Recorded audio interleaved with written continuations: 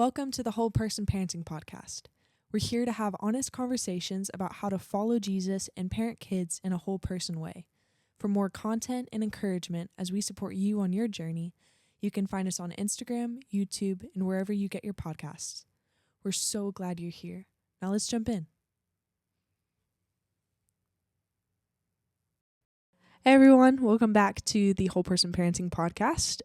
We're glad to have you guys here. It's a good day. It's a beautiful day outside, and we are going to be talking about teenagers. Yes. So Continuing our convo. This is kind of a weird one for me because I am. Yeah, that's true. So we're talking about me. But today we're in our Are We There Yet series, which I think I already said. Maybe, Yeah. But maybe just to emphasize. We're still in it. We're still in it. We're still in it. You This might has be been a thinking journey. this has been going on for a long time now. And we you're also not think wrong. that. We also think that this has been going on for a long It time. has. However, we do think it's necessary. We do. And I think it's been good. I feel like there's a reason Yeah, that we're doing absolutely. this. So. Yes. And just to recap, in case you haven't listened to the previous episodes yet, I like the reason behind it of journeying through development is because like God made us in this process, right? He made us to do this process. He made us to continue to develop over time. We see this process of development happening in our Christian walk, in our physical bodies, in our relationships. Yep. And so this is by God's design. Yeah. That this is the way this works. And so that's why we feel like it's worth the time that we've put into it, is because this is something that is supposed to be like a holy thing. It's supposed to be like set apart. And this process of walking with the Lord and growing up and becoming an adult, and also just like the parent-child relationship, the fact that there is a parent. I mean, God could have just created us all out of dust, but there's a reason that he decided to do it this way. So we believe that there's importance and relevance, and and that's important. So So it's why we're doing it. That's why we're doing Just to recap, in case you're like brand new, there's lots of episodes. If you want to go back and listen, please do that. But in our last episode, we did talk about teenagers, but we talked about it from a pretty surface level. Just kind of looking at like what's happening developmentally, what the common misconceptions around the high school age, late middle school age is, and kind of what that means. And so, but today we kind of wanted to just go in with like kind of a pretty broad, and we're just gonna talk.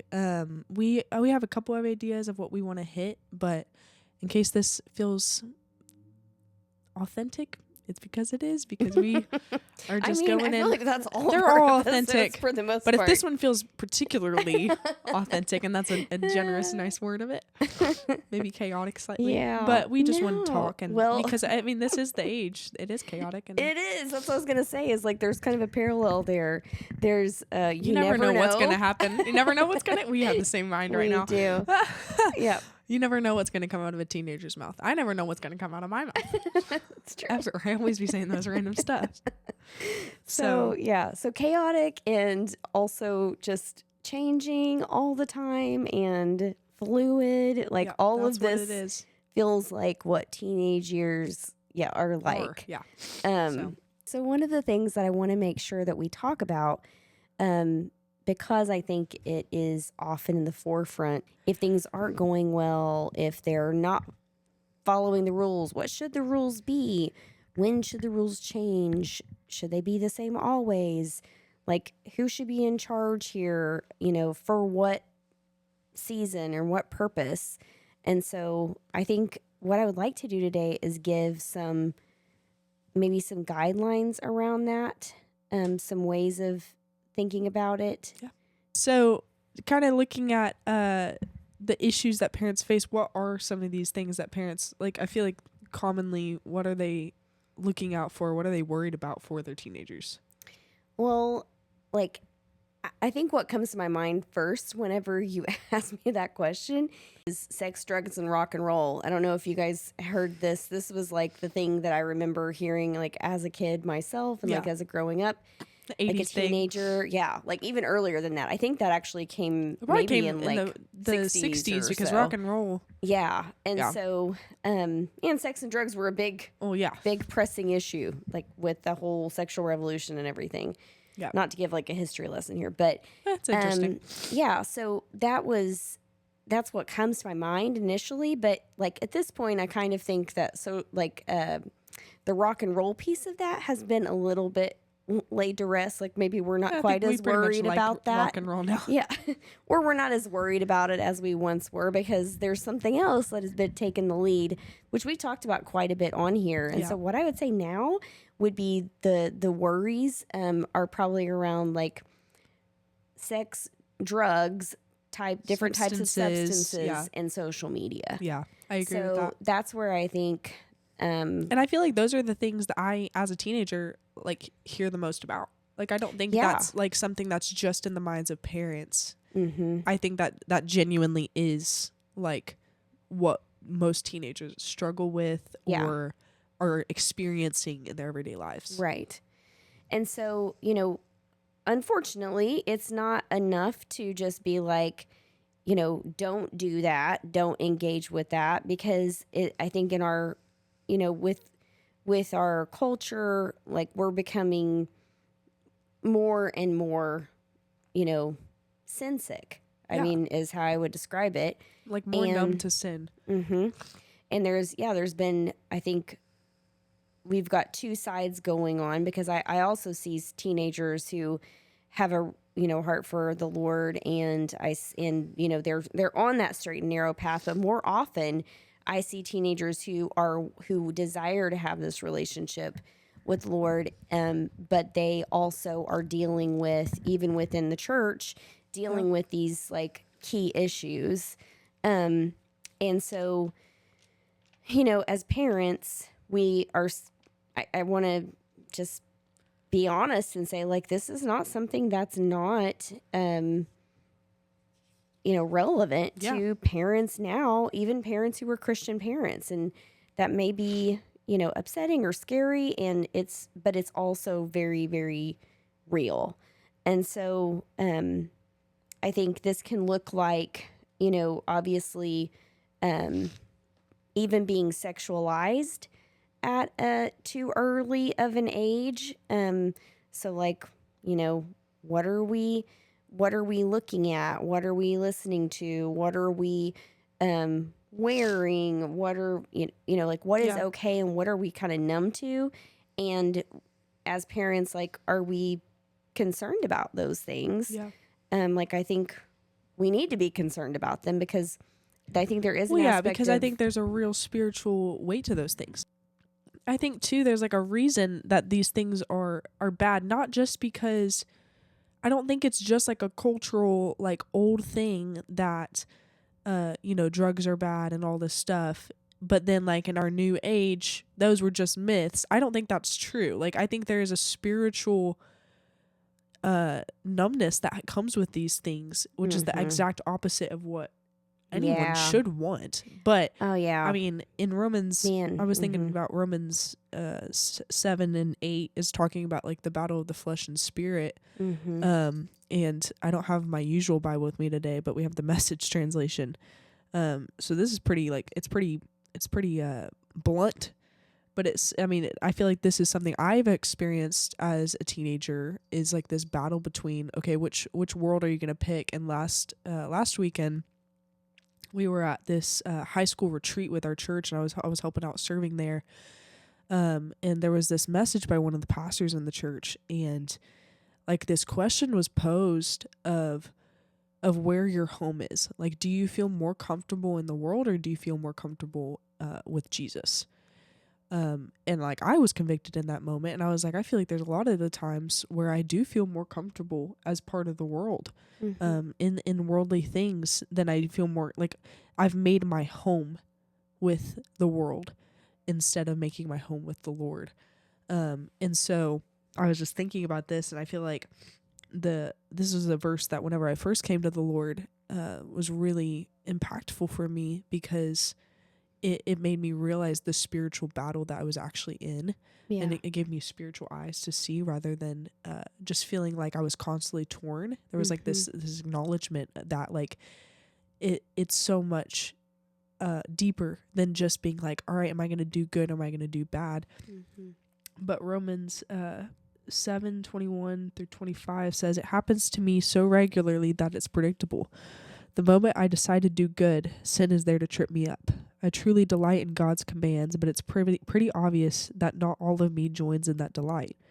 Parts of me covertly rebel, and just when I least expect it, they take charge. I've tried everything and nothing helps. I'm at the end of my rope. Is there no one who can do anything for me? Isn't that the real question? The answer, thank God, is that Jesus Christ can and does. He acted to set things right in this life of contradictions where I want to serve God with all my heart and mind, but am pulled by the influence of sin to do something totally different. That's so good. Which is really interesting. Yeah. And I think I feel like it's really easy to over spiritualize this, and be like, well, like it's just like I'm gonna have to just be in the spirit all the time. And I do think there is so much, like his mercies are new every morning, and that goes for both parents and teenagers. Yeah. And that's not just no, there is grace. Yeah, there's so much grace. And that's what's I think is really cool. Yeah. But also holding that there is that sin leads to death. Yeah. And that following and having a life in the spirit leads to more life. To life, yeah. And so it's not just about yeah, and there's such an illusion of the world right now, and I've experienced it over and over and over again where there's an answer presented from the world to all my problems. If you just do this, you'll feel better. This is going to be better. If you just do that, this is going to be better. Yeah. And genuinely, I've tried everything. I know people who've tried other things to try to solve their problems, and it literally nothing ever works. Yeah. But there's such an illusion. It's try this. It's the enemy. Be better. This will be better. Yeah. Yeah. And I think about, you talked about a little bit ago, you said something about spiritual numbness. And I was just thinking about how, sexual things, whether that's actual sex, because I think that was the big scare a long time ago, was like, don't have sex, and it was all about pregnancy. Yeah. And now it's about like consuming your eyes and your mind with sexual sin and lustful things. And so like, it's not even just about sex with a person. It's like all this access. And most of the time when I hear it too, again, like as a teenager, it's like, you don't want to have to tell your husband, or you don't want to have to tell your wife in 5 years, right, this is what I did. Yeah, but that's really, I mean, that is true. Like, that's true. That is possible. But what we know already about development is that's not really in the forefront of your teenager's mind. Not that it's not a good thing to say, and it is something that they need to think about, but your 13-year-old is probably not thinking about that. They're really thinking in the moment. Yeah. And so, like, this is, I think, why development is important. What really the bigger question is, when you go to that sexual sin, or when you go to substances, like if what you're looking for in that is to somehow escape something else. Okay, what's the something else that you're trying to escape? Yeah. When you go to social media for approval, for attention, for like escapism, or you go to your video games for escapism or whatever, like what are you needing to escape from? Yeah. Because that sounds like you're needing to escape from the consequences of maybe sinful patterns, and maybe not living fully in what God has to offer. Yeah. Because we don't need to escape from real life. We don't need to escape from the life that God has on offer from us. Well, because if you're actually believing that God has something better, like this boils down to someone having their own faith and being able to believe. Yeah. No, I know my God. I know what he's done, and I know what he will do, and I know that he has a better plan for me than what it is now. Right. And so I think it takes a level of being able to understand God's character and know, that the plans he has for you are good, in order to get out of those patterns.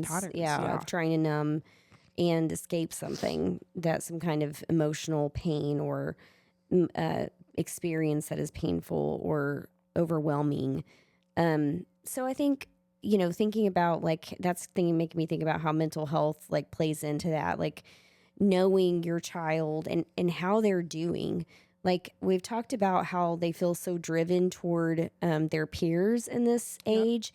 And so we've talked too about like there being a sense of potential rejection from our children or our teenagers whenever they hit this season. And then you may be thinking about like your own teenage experience and like, well, I just want to be with my friends. They're just going to want to be with their friends. And then sometimes that can mean that we kind of check out as parents or disengage or believe that they don't want to hear anything from us. So we just disconnect. Quiet. Yeah. We stay quiet. We disconnect whenever really we need to stay connected enough to be able to recognize, where are the struggles, right? Like, and to be persistent in that. And even if they're like, I don't want to talk about it, right? Okay, well, coming back and being like, okay, I know you said you don't want to talk about this, but I'm noticing these things, and I really want to be here for you. And so it's that it's still that level of attunement that we know is important even from infancy, of like, what is it that where is your need? What is the need that you have? Yeah. Let me meet you there at your need. Yeah. And I feel like that goes back to being able to sit with people in their grief or in their struggle and their anxiety. And I feel like this is something that you did really well with me. Because like I struggled a lot with depression and anxiety, and like I remember being really thankful that I had someone to just sit with me in that. Mm-hmm. And not feel like I was being rushed or trying to get fixed, if that makes sense. Yeah. That I was just able to be sad. And I feel like in the long run, that made me, desire to be able to do better. And so like maybe let's go back to the like sex, drugs, social media conversation. What does this mean for parents? Like, what is this? Like, we're acknowledging that like, okay, there's something about the world. Yeah. That's giving you an option. Yeah. Like there's an option here. I mean, I think it's. But like teenagers can't live off of their parents' faith forever. No, they can't. And they shouldn't. We don't want that. I mean, we want them to, and I think most Christian parents, that is a huge concern. Yeah. But it's like, how do we do that? Because what you guys have experienced the real life that Jesus provides. And of course you're going to want that for the person that you love most is and your children. Yeah. You want that. Or maybe even it's like generational, like we've always been Christian. And so I think there are boundaries that we need to put in place. I think that we need to have boundaries as a family, like prioritizing Christian community, I think is huge.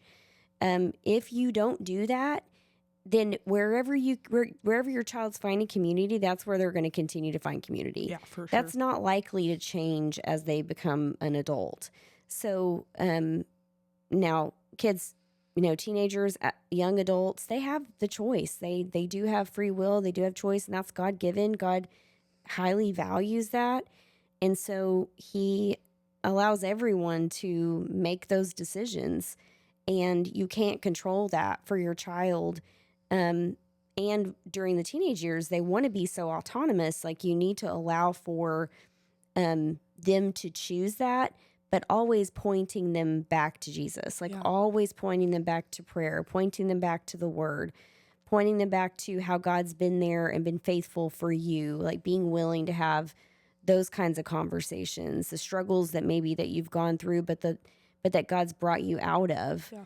And I think in that way, encouraging them in the faith that you have found and the faith that you live out of, and the relationship that you live out of with God, but also encouraging them to develop their own without stuffing it down their throats, and having expectations. I mean, it's not that it's not like I'm like, oh yeah, just let them go out there and discover, and then be a good witness, and then that's that. No, we need to be parents who put in place boundaries, because that is That's loving. It is loving. It's for their protection. But I would say that, for me, and I know this is not just, there's not only one way to parent, but I would say for me, I think focusing around like what is safe or what is not safe was really important, and a lot more of that than you doing what I want. Right. Me saying, okay, you have a lot of free range, but this isn't safe. If you do this is the possible consequence. Yeah. And for us, those consequences typically looked like, grounded from your phone, grounded from spending time with friends. If, there was a boundary crossed with that, times where we weren't, like if me and Braden weren't communicating with you guys very well on like where we were or things like that might have led to like more restriction. Yeah. Like this constant, the way that I've always visualized it, even just in my own parenting of teenagers, is just like, I'm letting out the rope. Like, we're still attached here. I'm still responsible for you. I'm letting out the rope. I'm going to see how this goes. But if you can't handle it, the rope's going to get shorter again. Yeah. And so I'm all for letting the rope out. Yeah. But also recognizing it when it failed. Our pastor says when he talks about his teenage boys, he always says trust but verify. And trust but verify. Understand that your teenager is wonderful as they are. They are still just a person. They're human. They're a teenager, and they might make bad decisions. And so we got to trust if they've earned it, to whatever degree that they have earned your trust. But then make sure that they're still trustworthy at the same time. Like verify if they're not that this trustworthy, is true. then why we gotta prevent? we gotta pull the rope back in a little bit. Yeah. No, I think that's really good. Yeah. I like that. Yeah. And it's hard. It's a tough decision to make because you're always balancing the need to prepare them to like go and launch out in the world, and holding in mind that they could do something that because I know several people who their rope was held too tight for too long, and they got to college or out in the real world and were completely lost, like just did not understand how to navigate the world. Yeah. Being able to be set apart within the world, right, is like the goal. I feel like in instilling what's it like to live as a Christian. Yeah, what it's like to live in a Christian, like not just trying to shelter them from the harsh realities, because that's not help. That's honestly not as helpful as. Yeah, it's a balance. It's a balance for sure. And I think different parents feel differently about how to do that. But I'd say that for one child, it might mean that they start learning that and they go to public school all the way through. And for another child, it might mean that they are not safe enough in that setting. And so they got to go into a private Christian school, or they need to be homeschooled, or, it depends on the child. But I think this is where that attunement comes in. And there's a saying that I learned years ago and have kind of stuck with, and I may have said on the podcast before, but it's that being fair is not giving everyone the same thing. It's giving each person what they need. And so it's not, it may not look the same from one child to the next. But I mean, developmentally, we know what's going on, but there can be some kids that are a little farther along in some areas, and you can let that rope out quite a bit. And then there may be another child that you have that you've got to keep them pretty close, because otherwise it's just not going to be safe for them. And so I would say framing it in terms of like what is safe and life-giving versus what is potentially harmful. Yeah, I think that's really good. Is a basic way to frame that. Yeah. Yeah. For sure. So, all right. Do you feel like that's about a wrap? Anything else on your mind? I mean, I mean, I had a verse come to mind earlier, and I guess I'll just read it. Okay. I don't even know necessarily what it's for, but I was just thinking about this journey of parenting and specifically teenage years, and this was a verse that was shared to me by someone as I was preparing for a missions trip a couple years ago. But it's talking about it's the conversation between Moses and God before God reveals himself to Moses, where Moses is kind of just arguing with the Lord about what it means for his next steps and what this journey is going to look like. And again, this is the Message translation, so it's a little strange, but Moses basically says to God, he says, "Look, you tell me, lead this people, but you don't let me know whom you're going to send with me. You tell me, I know you well and you're special to me. If I'm so special to me, let me in on your plans.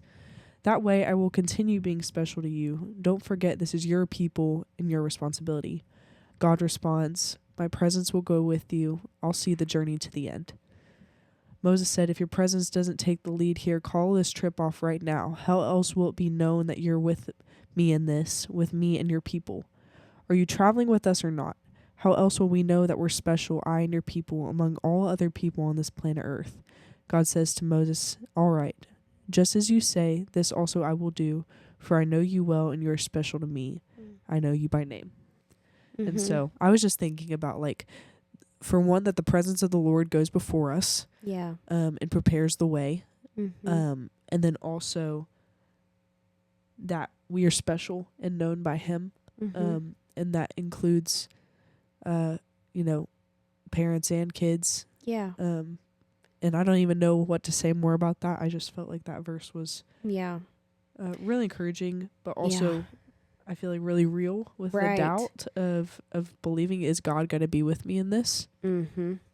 Yeah, and I mean, what's interesting there to me, what stands out is about how Moses is saying, like, these are your, like, this is your responsibility. You know, you're supposed to be doing these things, and this it's like this he's the first father. He is the first father. He does have the responsibility for us. Ultimately, he's the one that gave us life, and he's the one that will take it when it's time. Right. So ultimately, yes. I love how he's saying, like, I want to say, like, you are responsible, but I think it's a way of, like, putting it back in God's hands. Yeah, which is really what we have to do. I mean, whenever your teenager goes on an out-of-town trip, the first time with their school, or the first time, or they go to retreat, like what you were talking about, or the first time that they pull out of that driveway and they drive off by themselves, and they're in a vehicle by themselves. I remember you took a video of me. I took a video of both of you. and just that like tug on your heart about, like, oh gosh, like, this is scary, and God, please keep them safe and watch over them as they go, and help them not to hurt themselves or someone else. And that's Him. Yeah. But putting it back in His hands, and it's that gradual process that's going to allow you eventually to be like, okay, and now they're out of my house and they're still in your hands, and I don't have to be. Oof, that's good. They're out of my house, frantic, but they're still in your hands. Yeah, absolutely. And I don't have to be frantic and worried about anything, because I know that you have them. You've been having them. I've done this over time with you, and we've partnered together through raising these kids. That's so good. Yeah. Okay. Well, good combo.